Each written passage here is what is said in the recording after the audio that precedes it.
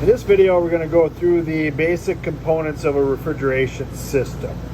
So we're going to start with the compressor. The compressor is the heart of the system. It's a vapor pump that draws in low pressure refrigerant vapor from the evaporator and compresses it to a high temperature, high pressure vapor into the high side of the system. So we come out of the compressor on our discharge line. That's the high side of the system now. The small diameter pipe leaving the compressor. It has a very high temperature, high pressure. Do not want to touch that line. That's going to leave burn marks on your fingers sometimes. So that line comes out. You can see it goes back into our condenser. It enters the top of the condenser. The condenser is where the heat is rejected. This one has a fan, so that is an air-cooled condenser. The condenser receives the hot, high-pressure refrigerant vapor from the compressor, and it removes the latent heat. It transforms that gaseous refrigerant until it condenses back into a liquid state.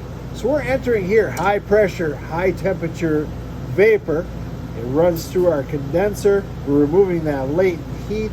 We're actually turning that into a liquid. Think of a soda that the air is condensing. That soda is nice and cold. The air condenses on the outside of it, starts to turn to a liquid, and drips down. When we come out of that condenser, we are entering the liquid line. So the liquid line comes out of the bottom of the condenser, enters the receiver. This is a type 2 system. So that means we have a receiver on there. The receiver holds extra liquid refrigerant. Liquid refrigerant, due to ambient conditions, we may need more or less refrigerant at certain times of the day. So coming out of the condenser on the liquid line into the liquid receiver, we leave the liquid receiver, still on the liquid line. And you can see this valve right here. This is your king valve or your service valve. This is where I'm going to hook up anytime I want to take pressures, if I want to do a recovery, if I want to pull a vacuum. Anytime we're hooking up one of these systems, we want to be on that service valve. The liquid line runs back. Adjust my camera here. We can see that there's a solenoid right there. That solenoid is controlled by the thermostat. So thermostat, we have a call for cooling. It energizes this solenoid. There is a plunger in there, so when this is energized, it pulls the plunger up. It allows the refrigerant to flow through there. When we are satisfied on temperature, de-energizes the solenoid, closes the set of contacts, stops the flow of refrigerant right here. Now, our compressor is going to keep running, though, until it shuts off on the pressure control. The pressure control's got a set of contacts on there. It can be used as a safety, where if we reach a pre-set number, a cut in and a cut out, where it turns off, where it turns on, it's going to turn off that compressor at that pressure. This could be used for if our solenoid is satisfied, or thermostat satisfied, and it shuts off our solenoid. It'll pump down until it hits a certain pressure. Or if we develop a leak, we start losing refrigerant, that's going to cause that pressure control to shut the compressor off. We look up a little bit higher on our system, we're going to see our dryer.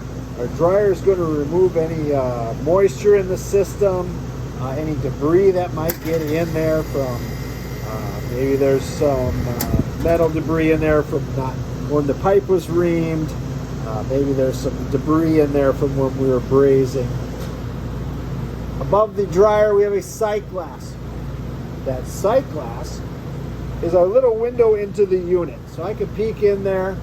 There should not be any bubbles in there. That should be full. Should be a full column of liquid, because we're on the liquid line, going all the way into our walk-in on our evaporator. So you should not see any bubbles in there. Bubbles may indicate a leak. Inside of our walk-in is our evaporator and our expansion valve. We'll show those a little bit later. We come out of the evaporator on our suction line. The suction line is the bigger line. Suction line's cold, sweaty. That's why we insulate that line.